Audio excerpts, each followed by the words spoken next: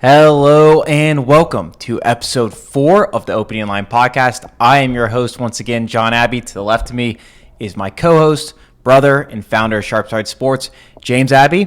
Today we are filming on August 28th, 2024. And on this date in history, two awesome things happened in football, James. I'm going to break this down. I want you to see if you actually know this one, okay? Okay. A preseason injury altered the way modern football was played in the late 90s. On this date, a quarterback got injured, and this quarterback took his spot and changed the way modern football was played. Drew Bledsoe and Tom Brady? No. No, that was a regular season game. Preseason. Altered the way that football was played in the 90s. Who was a good quarterback in the 90s? This is tough. I didn't think you were going to go this far back. All right, hold on. I got to think about this. Altered the way football is played. That makes me think like running and scrambling. Oh, you're cold. I'm really cold? Think about the way that the offensive plays were called in the early 90s opposed to the late 90s and 2000s. Okay. Preseason injury. AFC or NFC? NFC. Okay. Preseason injury. Man. This quarterback was not well known at all. Like when I think injury, he was not drafted at all either. Oh my. Not drafted at all. I'm telling you, it's Brett hard. Favre? No. 1999, Trent Green of the St. Louis Rams suffered a bad knee injury hit by Rodney Harrison. Shout out Rodney Harrison. And then absolutely laid the wood. Kurt Warner. In a preseason win over the San Diego Chargers. When discussing Green's backup at the post-game press conference, Dick Vermeil said, "We will rally around Kurt Warner and we will play good football." Wow, that was a good one for the first ever one. From there, the greatest show on turf went on. Basically evolved the way that the modern passing game is played. So that was my favorite thing I saw. That was very good. And I will say this, hand up, I did not watch the Kurt. Who did, dude? That's a terrible movie. I would have known that if I watched that. It would have came to my memory. But the greatest show on turf reminded me of this. Have you seen the Netflix Untold, I think it's what it's called. It's the sports documentaries. No. They always do like cool stories in sports, like they did the Mouse at the Palace and stuff like that. They just did one on Steve McNair, and I'm embarrassed. It's good. I'm embarrassed to say this. Did you know that Steve McNair was murdered? Yes, dude. Okay. That was big news. I had no clue. Are you serious? I'm dead serious. And like I knew. Dude, that was literally all anyone talked about for like a week. Like I was like shocked that I can't. That's bad on you. I know. What do you think he died of? Like cancer or something? I thought he was still alive. Oh my gosh, dude. I know. I'm sorry. Not to laugh at the late great Steve McNair, but holy cow, dude. I know. Hand up. I could not believe I didn't know that. That's why I was sucked in. I was mesmerized by this. Yeah, I found that one because I was actually looking up 28 for the number. Marshall Faulk wore 28 for the Rams. Oh, okay. Okay, so another one. All This right, is a little easier. That was like I don't know if that was expert. That was this like one, medium, I guess. This one should be easier. Okay. 2004. Okay.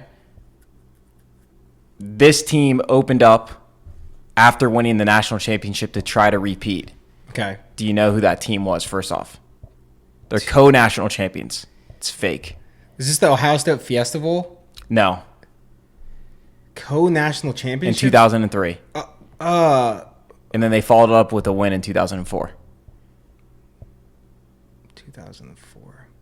Man, I should have really... I see you're going back and forth on leagues here. I thought we were going to go... College. 2000... I'm ashamed I don't know this. Yeah, this is like our heyday of watching football. I know. 2004. This was the team. This literally was the team of our childhood. Auburn? No. 2004, Reggie Bush and the USC Trojans. Okay. Well, the co-national champions is messing me up. I forgot that they were co-national champions. Who were they with? Who was it? Michigan. Michigan, that's right. Okay. Reggie Bush led the Trojans to a 24-13 win with over 200 total yards, including 5 catches for 127 yards. Okay. This started their most recent championship and their last championship for the Repeat. Trojans. Do you think they covered the spread? They played Virginia Tech, 24-13. 24-13. No, I don't think they did cover the spread. They did not cover the spread. No The way. spread was minus 20.5. Yeah, I'd assume so. Reggie Bush kind of bailed him out that game on a separate note. But that is on this day in sports history. I'm excited to bring you guys episode 4. We got a great lineup. James, tell them what we got today. I like that intro. I need to come better prepared. You need to give me a zone. This is what you need to I be stumped you looking tough for. on the 99. I know the chat could destroy me. Okay, we're going to have a new segment. We're going to start a new segment. It's called Earnings Report. Me and John love watching the halftime report. That's an inside joke, not really. But we're going to get our financial terminology ready to go. We'll basically grade a player, said if he missed, or team too, if he missed or beat expectations, if the street is high or low on this player moving forward. Then we're going to do market movers, which is going to become a weekly segment during football season. Basically talk about the market, what team's moving, what line's moving. And then bullshit or legit, talking about 2 trends, as well as John's favorite segments, shoving it. So got a great show for you guys. Let's get into it. Let's get ready to rumble!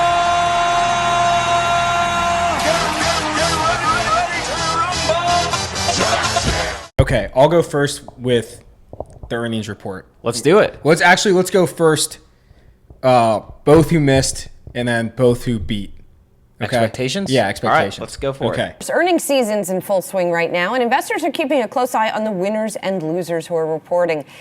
So the first one I have is DJ Ungule. I can never say his name, so DJU. I was about to say, I'm just going to start referring to him for the rest of the time. That's what every announcer does. I know. It's It is funny. DJU. Yeah, Tessitore was like, I'm not even messing with this. We're just going to keep calling him DJU. And I think I'm going to follow suit. I'm going to follow suit Joe T. So, I mean, if you watch the game, it's not really, it shouldn't be a surprise, but he just looked awful. And I think last podcast I did say my throwing the cold water on your hot take of well, let's take the over then, if talking about how bad both the O-line and the D-line were for actually how bad the D-line for Georgia Tech was supposed to be, is really just that he is not a quarter. I hate the term game manager. I think that's the worst term ever for quarterbacks. But if there ever was a game manager, it's DJU. He went 12 of 14 in the first half. I thought it was I'm okay, you see that stat line, you're okay, he's not playing that bad. He had a negative air yards. Negative. I think everyone saw that going around Twitter. It was the number, it was how does he have a negative point? It was only 0.1, but still negative air yards. But it just goes to prove that he's not going to be a guy who can just go in and get you 3 bills and win you a game. The reason he was successful at Oregon State is he had such a high rushing. I said it again last podcast. They were the 3rd highest rushing percentage. The only people that beat them were service academies. So you pound the rock, play action, 1 read. You're going to make any decent quarterback look good. It's just how it's going to be. Yeah. Also, a fun fact, did you know he was ranked above CJ Stroud in that recruiting class? Yeah, I did, because he was the 5-star that went to Clemson. You remember he had that big game against Notre Dame. Yes. And that kind of got all the hype on him when he started the following year, but then I was looking at his 24/7 rankings, and it's him above CJ Stroud. It's man, that just goes to show you how fickle. Sometimes composite ratings and recruiting QB ratings. It's just not what it is. But I would say he missed expectations, and his guidance is low. The street doesn't like when guidance is bad. I would say guidance is at an all-time low. You're short in DJU. That's what I actually put this down here. I said I don't know what the number is going to be. They don't have it up for Boston College because it's Labor Day.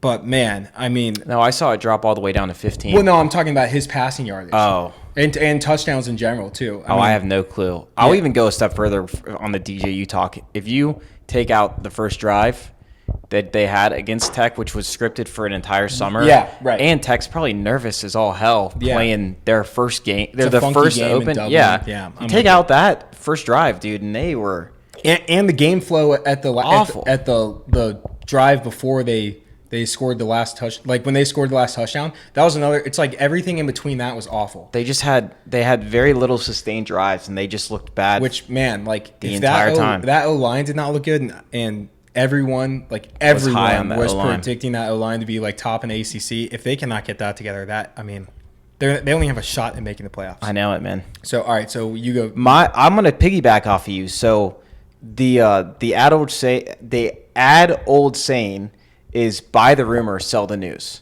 Okay.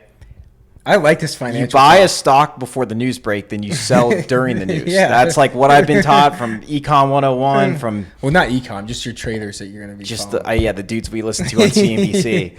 That is the case for all of the other teams in the ACC. So the news, quote unquote, was Florida State playing. Yeah. Everybody's sold off. Yeah. Well, these teams haven't played yet. Right. So everybody's buying new stock. And so I agree. I think Clemson's stock went up. Definitely. They have a top half TARP rating. Yeah. They have a top 15 recruiting class. Yeah, no doubt. They have a top 16 TARP, so transfer assets, returning production. So they're going to be able to compete. NC State has a top 30 defense paired with Grayson McCall, who's a 10,000-yard passer. They got a chance to win. Yeah. And then Miami, Crystal Ball's third year, Cam Ward's coming in. Like, at some point, they have to exceed. They have failed to meet expectations 3 straight years. Like, at some point, they're gonna have to get over it. Yeah. So that's where I'm at. I'm buying all of these other ACC teams. So you didn't follow the segment, the missed part. You're just like, I'm not even worried. No, I have a missed one. Who was it? It has nothing to do with the ACC. But this is my ad lib. Yeah, oh, this is my. I'm buying all of the ACC teams. Okay. All right. I like that. That's where I'm at. Like, if you look at a future right now, like I would love to take NC State to win the ACC. I'd love to take Miami now. It's like I don't think. Yeah, I do not think FSU can bounce back after, especially in a conference game like this. I don't think they can bounce back and really show like what. Sometimes teams have bad games where you're like, that is an outlier. Yes. I don't see how this offense can transform in like a 7 or even 8 game stretch where it's like they got to play all of these ACC opponents and they're going to have to score points. I'm just looking at these teams. Like, you're going to have to score points against NC State, against Miami, against Clemson. And if you get behind, you just have no way of winning. So that's where I'm really buying these other teams in the ACC. I wish I was locked in on that futures market during that game just to see what everything was crashed, like everything crashing. But I was just watching. Like, actually, we'll get to that. But I was watching a different line. So my sell is another team in the ACC. So I'll start the sell side. Okay. So who missed expectations? Missed expectation big time, and it's the only other game that was on. But SMU. Okay. And the way that they missed, the way that they pulled. We bet on Preston Stone over 225 passing yards. It's a miracle that it hit. Literally a miracle. At last play of the game, dude threw it up on. If he didn't get on. So for context, he's on the 40. They're down by 1 point. I believe. It was 1 point. It was a minute and 53 seconds left. At the field goal at the time, if they would have kicked it, if they would have just 54 yarder. It was 54. So they needed or 51. So they needed to gain a little bit of yardage. That was a kid's career long. Yeah. Just for context. Well, he hit a 51. He hit a 51 in the game. So right. He could hit it deep. For 51 for the game, it's like that's a little much. So they threw on 3rd and 1. The important context here is that we had over 225 alt line on FanDuel, and he was at 221, I think, or 222, something like that. He needed just 3 or 4 yards. And another context point is that SMU was running down their throats. I mean, Nevada could not stop the run. That's where they actually got the game turned around, was when they started running the ball. Yeah. So me and John are sitting here like, I cannot believe this is going to be the first loss of the season. So, anyways, I digress. Instead of throwing they threw the ball on 3rd and 1, and instead of throwing the flat route, Preston Stone rolls out and just chucks a 35-yarder to win the game. Honestly, really good play by him. But I'm selling the SMU ponies and their offense. I thought their offense was going to look much better, especially against the Nevada team that was supposed to be bottom 25, and I'm being nice on that. Yeah, in passing defense.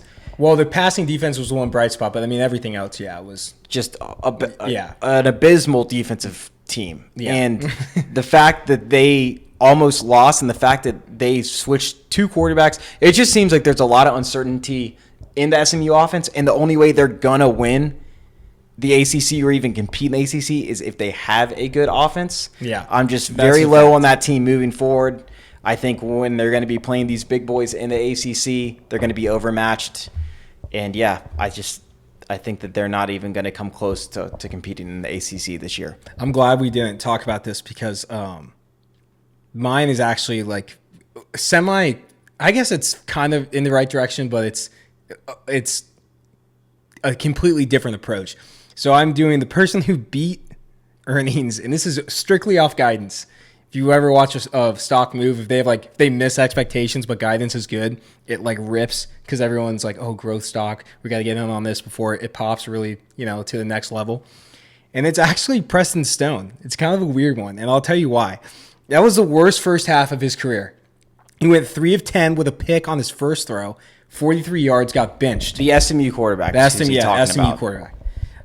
So again, pick on the first throw, 3 of 10, 43 yards. He does that, and he still clears his yardage number. And again, I mean, it was sweaty at the end, but in game flow was in his favor tremendously. They had to throw the ball. But there's room for optimism there. His yards per pass was over 8 yards, even off of that terrible first half. He was hurt. He got hurt against Navy, which I guess in hindsight, if there was one thing I think that we should have been more cautious about was the fact that he was hurt. It takes a little bit of adjustment because he did miss he missed spring camp, so he's coming back in. Doesn't get all the reps in spring. Is adjusting in the summer.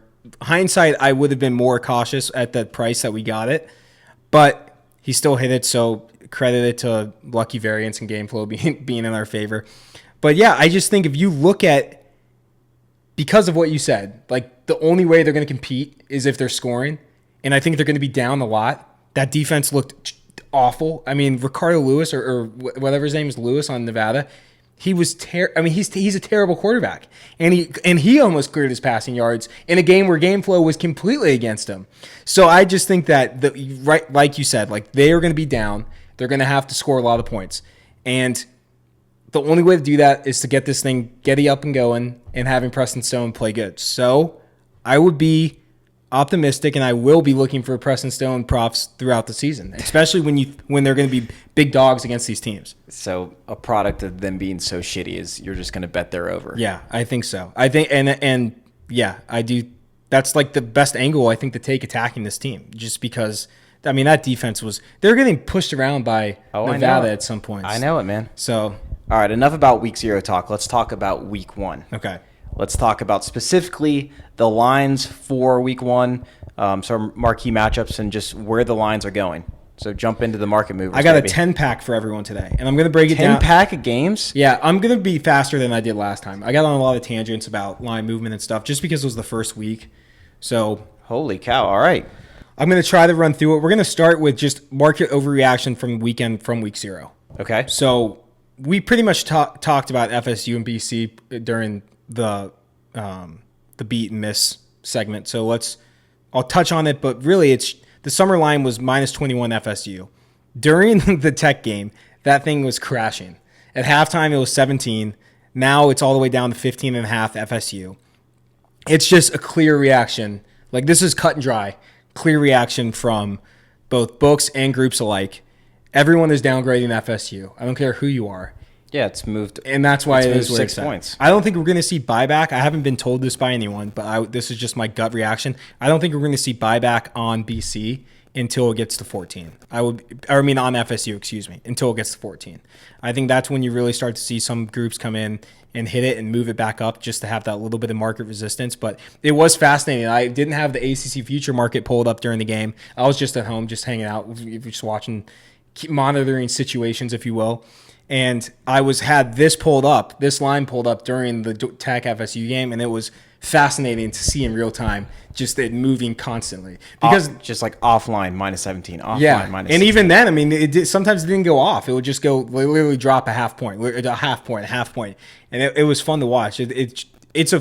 I geek out on that stuff, watching live movement and see how just the market reacts to certain stuff. So that's where it's at. Again, I don't think we're going to see major buyback on FSU until it gets to the key number 14. And again, it's all because of week 0. Yeah, exactly. Gotcha. Next one is Nevada Troy. This is a different one, honestly.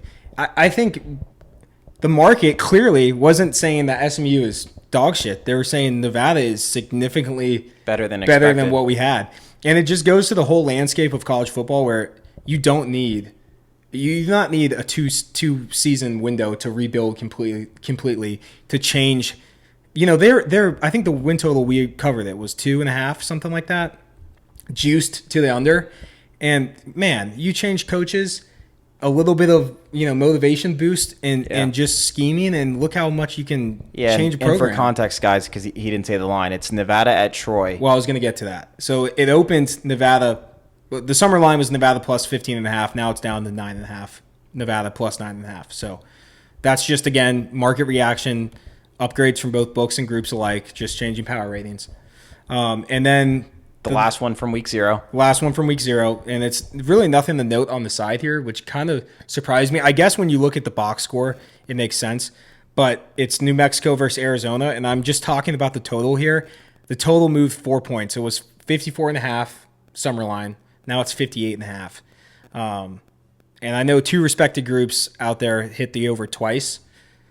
I think it's coming. They have to be looking strictly at the fact that New Mexico looked somewhat competent against a defensive team in Montana State. Yeah, they moved the ball and they look good. Yeah, so it's just like that's the reaction to it. And again, if you look at the box score, why I don't think you're seeing a side move is that New Mexico got so lucky with those turnovers that's the only reason the score was what it was. So honestly, if you take away those turnovers, it could be a whole different landscape. Montana State. That was a fun game to watch. On a side note. Yeah, it was. I was watching it. We had no dog in the fight, but it was just interesting just because that was such a game that they came back. And not even that. It was just that so many people, so many groups out there were out on Montana State. And the line moved so much, and I'm just thinking, all right, I'm as a viewer, I'm thinking this Montana State team is going to come out and at least look really good and polished and put together. And just the 2 fumbles for touchdowns, it was like a college basketball team that's ranked number 10 and they're playing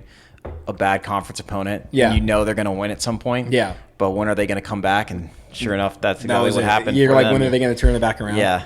Okay, now the next 3, I believe, are just the biggest movers on the side. So the biggest line movements of the week. Yeah. So all right, dive into it. And again, I want to touch on it. It's going to be more dramatic with these line moves in the summer lines, just because when you have these teams, and we talked about it last week, when you have these games where there's no market resistance, it's up since July. Groups keep hitting it and hitting it. You're going to see the line crash more so than you would in even a week 2 to week 3. I mean, it's just you're not going to see these moves throughout the week that you're seeing from week 1 and week 0. And when James is saying groups, he's talking about respected sports bettors or sports bettors that are they call syndicates, but they combine essentially their wagers to have bigger pull. Respected guys who move the market. Exactly. Yeah, it's just people who move the market. So, and also, I don't know if this is getting too in the weeds, but I can't believe that we have the closing line value argument it's like a nonstop cycle, every 6 months, and it just happened this week because everyone's dogging people for betting Montana State and betting SMU, and closing line value, CLV for short, is end of story. And a major market, I'm not talking about Russian ping pong, I'm talking about major markets.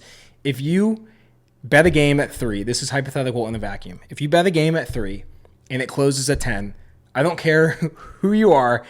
You can do what you want with that ticket. That's a plus EV ticket. That is going to win in the long term. If you can do that consistently, and again, I'm not getting in the weeds about limits and all that stuff about, maximizing ROI. Right. I'm strictly talking about just theory. If you bet at 3 and 10, you're going to win in the long run. Well, I mean, just put it in even more simple terms for our listeners. If you're betting a game, okay, and you're betting on the point spread, typically the point spread odds for that game is minus 110. If you want to buy a point or a couple points, usually 1 point is anywhere between 25 to 30 cents. Well, 10 cents in the college football market. But and it depends on what number you're going to, but yeah. Correct, but there's also some books that charge more. Exactly. So just from a hypothetical standpoint, if the line moves 2 points in favor of you, then if you were to bet that game at what you have it at, so if it's at 3 and it moves to 5, if you wanted to buy down to 3, it's going to cost you, 50 cents probably. Right. So clearly you're getting value because you don't have to pay that 50 cents. You already have it at that number. So that's what James is talking about with CLV. Again, before, I don't want this will be my last talking point before we move on. Yeah, let's move on to Idaho State and Oregon State. I just want to make this point too. It's I'm talking about it as you have that bet in your pocket, not as like a barometer to like realize how if you're following a good system, or if you're, using a winning process. I'm talking strictly just the wager. You can debate artificial CLV if like in a low market where someone moves the line just themselves because they're the only ones betting it. You can debate that, but I'm talking major markets. You have the bet in hand. Yeah. Okay. Close rant. Yeah. Keep them on moving. All right. So UCF versus New Hampshire. This one has moved the most. It opened at minus 33.5 UCF, and now it's at 40.5. KJ Jefferson. If you saw last week, though, I mean, the FCS moves I would be seriously weary about, just because of the whole, it could be one or two groups controlling this whole market just because it's a low limit. So same thing with Idaho State versus Oregon State. Summer line was 36.5. Actually, this was the biggest move, and it crashed all the way down to minus 27.5 for Oregon State. So I guess there's a couple FCS groups. Market is moving it towards Idaho State, which is a game. So opened at 36.5, all the way down now to 27. I don't think we have to like cover that every time, man. I think people listening to this podcast know. All right. We don't have to like. These guys aren't dumb. All right. Like, our viewers will know that we can. All right, you're just. Yeah, I mean, I'm just saying it's like it's pretty common sense. So then Southern Illinois versus BYU. BYU opened minus 19.5, and now it's at 14.5. That is just all selling BYU. I know a lot of groups do not respect BYU at all. They're like, how is anyone getting 19 points against BYU? It's just unthinkable. So that's what the move is. I bet we do see market resistance when it gets to 14 flat, but we shall see. Okay, back to Power 5 and games that people actually want to talk about. So Minnesota versus UNC, it jumped the fence, meaning it went from Minnesota being the favorite to now UNC being the favorite. Taking a lot of respected money on UNC. This is from multiple sources. Yeah, so I've seen this too. So UNC has been taking a ton of respected money, but it's going to bounce once it hits 3. I've heard that as well, that if it touches 3, there's at least 2 big groups. I don't know if it's going to get to minus 3 UNC, but I don't think it will either. But that's what I'm saying, where if it does get to 3, gobbled up because it's not going to be there long. That's a fun Power 5 matchup this week that that's a gambler's matchup. You know? Yeah. Like not a lot of people, or if you're just watching games, they're going to be watching UNC Minnesota, but But it is going back and forth. It's kind of pick 'em. It'll be a fun one. Another one that's going to be a fun one is the Florida versus Miami, which a lot of people will be watching. Yeah, this is like the marquee one. Yeah. Well, besides Clemson UGA, but yeah, I mean, this is the most interesting to me, just because the summer line was -4 Miami when Cam Ward decided to come to Miami. Yep. It closed. Then it reopened at -3, and now it's -2.5 Miami. Yeah. So I take that as maybe an overreaction to Cam Ward transferring. I think it's going to ping pong between 3, like until the game starts. That's how I think it's going to play. I think the more people do their research on Florida, and they'll be like, oh, like they're not terrible. They just have a hard schedule. Yeah. And that's kind of the reason why it's been, I guess, getting closer to 2, closer to 1.5. I mean, it's pretty. It's a hard game to predict. I think it's pinpoint. I think it's perfect. That's why I think it'll be interesting to see how much it ping pongs off that 3, just because I think it's staying right there, man. Yeah. All right, and then Ohio versus Syracuse. It opened at -14. Respected groups. That was us. Moving that thing to 17. Bet it, and now it's up to 17.5.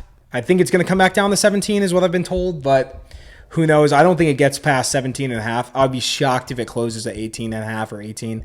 But yeah, a lot of respected money on Syracuse, strictly just because of, we've touched on it multiple times. Ohio got crushed. Dude, you can research for 5 minutes and realize that they're how bad Ohio is going to be. And it's MAC team versus FBS, which doesn't have a ATS never record. ends well.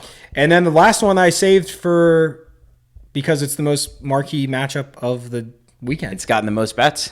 Has it? Yeah. I didn't know that. But it's UGA versus Clemson. I think this is cool to note. I mean, I always talk about movement. It has not moved an inch. The bookmakers, the opening line was pretty efficient, obviously. I'd be interested to see what happens. I think UGA money will come in, but I don't know. Who knows? People like to get the 2 touchdowns as a key number. It's not as much in college football as it is in the NFL, but That's interesting. Yeah, no movement at all. UGA has owned Clemson of late. I saw. I mean, who wants to get on the wrong side of UGA this year? I know, and I saw the I don't know why this popped across my feed, but I was watching Todd Gurley and Sony Michel highlights. Oh. Remember then they had those open. They used to play Clemson. Yeah. Yeah. Dude, they destroyed them. How many years have they played Clemson to open? Surprisingly, a lot. Yeah. You would be. It was Years ago. When we were in college. Yeah, if it's not the first game, it's either like the second or third. I think they've had like 6 matchups. Yeah. I'd love to see that. I didn't do my research on that, but I think it was. It's a lot. I remember going to Clemson in 2013, watching the game in the bar. and UGA has beat them every time. yeah. So I'm Again, and who wants to be on the wrong side? Which of is UGA? why I think that UGA will be probably taking some money come Saturday for against the spread, and then for any parlay too. It's like, Oh yeah, that's just going to be. throw in I would say if you want to talk about like UGA. yeah, money UGA's line. money line parlay for sure.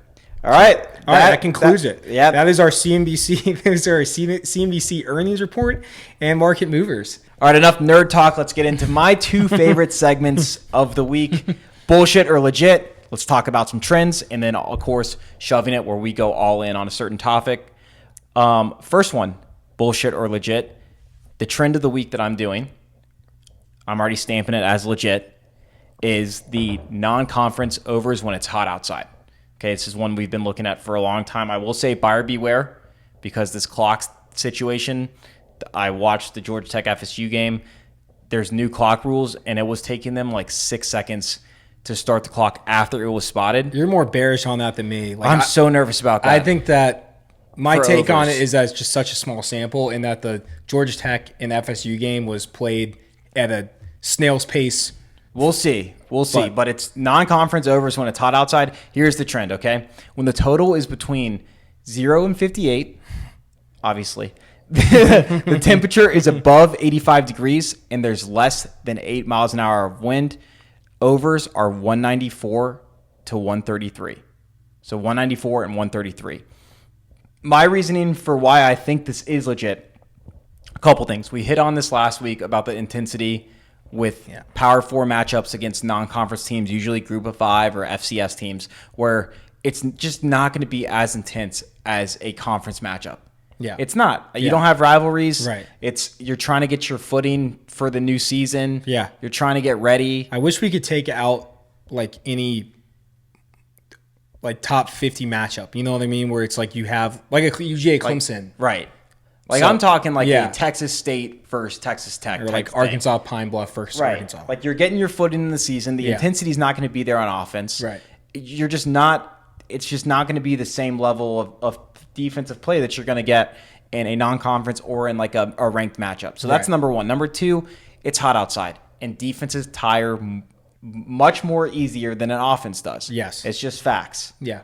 And especially early in the season, offenses are usually, at least in my opinion, more tuned than a defense. I agree with You're that. using more base looks in defense than, let's say, an Right. offense that's running, a little more sophisticated type of motion or whatever.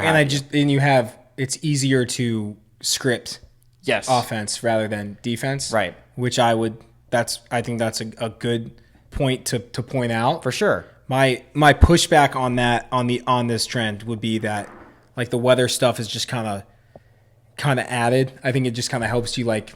I don't think so because the less than 8 miles an hour of wind part, Right, that's a big deal. easier to throw that's much easier to throw Right. football when it's not. You can just chuck it. Yeah. The main thing here is just when it becomes non-conference and like you said, it's the motivation is just not going to be there. The only thing too that scares me is if a team is in like a look ahead spot to where they're playing hypothetical, whatever you're playing an FCS school or something, right? And then the next week you're playing Michigan. Well, you're not going to want to show Michigan all your good plays to have that on film. So that's where it is sketchy to where, okay, maybe they're just going to be running base zone reads or whatever in the fourth quarter. But again, I still think it's very legit. It goes back to 2005. Like I said, 194 and 133. So you're up, 60 units over 20 years. Yeah. Solid trend.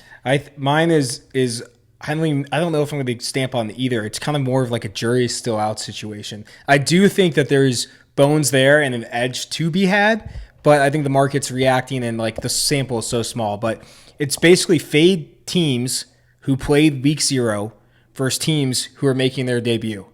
So, and this is only FBS versus FBS. I'm not talking that FCS. We're taking that out of the equation. So Okay. if the team played in week 0 and are now playing the FCS school, don't worry about it. But it's 60-34 since 2005 and went 4-1 last season. It's interesting because so hold on. So it's when a team played in week 0 and they're facing an FBS opponent in week 1 who has not played yet. You take the team who has not played. Yes. Okay. So it's interesting because it's more time to prepare. Well, it's classic rest versus rust. Like that, that's classic what it is. And I think if you would ask if you would ask just people in the sports book, I bet you probably would get a split answer on who has the advantage. You know, the team that played and got game reps in is more battle tested is what the pundits say, versus a team who is resting their first game out. It's a big spread. You know, it could be a big spread. Usually it is. Who would cover? I think you get 50-50, but it just goes to show that rest, game film, having time to prepare, is much more important. Much more valuable than being battle tested, as they like to say. So, but my only thing on why I think the jury's still out is, number one, it's such a small sample. So you just don't want to ever call a trend legit when it's, under 10 years, 15 years. 100 sample size is very, very small. So that's my thing, is buyers beware on that. You never know. It's such a small sample. It could be coincidence, it could not be. But if you want to test it out, see if there is an edge. I kind of like that one. Yeah, I do too. It's almost like I always prescribe to rest more game planning, right, and more time to prepare for an opponent, the better you're going to be. Yeah. And again, I would especially if you're betting in the high spread on the side, I would strongly urge you to look at the next week. Make sure that they're not going against make sure it's not a big game, because then if it gets 4 touchdowns plus, there's going to be absolutely foot's coming off the gas. Yeah, exactly. They're going to gliding home. Park at the bus. Yeah. Zone reads all day long. And who knows, it could still get there because the backups are better than low-level FCS or FBS opponents, but still, I would be worried about that. Yeah, exactly. All right. So that's that. So all right, let's get into shoving it, dude. Okay. You want me to go first? This is, again, I'm kind of jazzed up about my topic, so you go first. Okay. I'll kind of ramble on this one. All out. I'm literally folding on week 0. I cannot.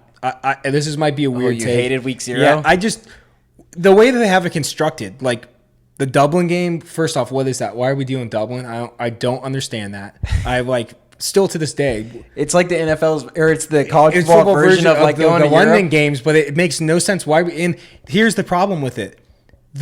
Why are they in Dublin? And the best game of the day is at 12 o'clock. So you get done with that. You're like, all right, that was awesome. We just had a walk-off winner, massive upset. Like, let's go. What's the 4 o'clock game? And it's Montana State versus New Mexico. Get out of here. On FS1? Yes. Get out of here. I mean, it was terrible. And then after that, it was SMU versus Nevada. And it's just like, what are we doing? I just wish they would have like 2. And I'll continue this down, okay? They straight up just pander us with this whole like college football's back, and then they give us like 2 good matchups. Right, we had game day. Well, I'm saying we had game day for week 0. Literally, we had game day in Dublin, and there was 1 game. I know. What are we even doing? And then there's nothing else, and then week 1, it's like Clemson, UGA, Miami, Florida. And that's like those are like I'm getting greedy on that, but like it's like let's at least have like 4 or 5 really good have matchups. 1 in every window. That's my thing. Have 1 game in every window that is at least competitive. I mean, ranked matchups or like a rivalry or something like that. Week 0, whatever. I'll give you a pass, but then put it in prime time. Or put it at 3. What are we doing putting this at 12 o'clock? It's 9 a.m. on the West Coast. 9 a.m. Vegas. Imagine you're in Vegas. You're like, all right, week 0, let's go. Football's back. And you get a 9 a.m. start. You got to be at the sports book. That's outrageous. So, yeah, all out on week 0. It was, for the most part, I watched like the first half of Preston Stone. I thought he was benched. I went to bed. I have a newborn. I need my sleep. And then I wake up because she wakes up in the night. And I'm like, oh, he's back in the game. So then I watched. But if it was... Yeah, awful. I mean, it was terrible. I just wish they'd have like FBS matchups. Like we're literally playing like Division II games. Which and they're calling it college football's back. It's like that. You're right. Just Like John, so weak. You're right. We need to stop being greedy. It's going to be fantastic in October, November, but I still was like, man, this is just awful. Week 0, no. It's just a tease. Get rid of it. I talked about last podcast I used it's a pregame to the concert. Yeah. It's a shitty pregame. Yeah, it's terrible. There's like 2 or 3 people there. Yeah. And you're not having a good time. You're ready to leave right then. Yeah. You walk get in there for 10 minutes. Yeah, you're like, done. let's get out of here. This is terrible. So I agree with you. I'm Okay. with you. I hope they're listening and I hope they fix it. Yeah. I'm all in. So you negative, I'm positive once again. I'm really excited about the Big 12. Okay. I really think that it's going to be the most, like, if you take out like it's who's going to UGA or Texas or who's going to win the Big 10. Big 10's boring, dude. Yeah. It's Oregon or Ohio State. Yeah. That's my I'll come back to this in late November. I don't think that's even remotely hot. That's a cold take. Of like course Michigan's down. Yeah. Penn State is Penn State. That's not a fun conference. The SEC is going to be fun, but it's again like more so top heavy, and that's not a knock on the SEC. It's a product of Texas and UGA being so damn good. Mm-hmm.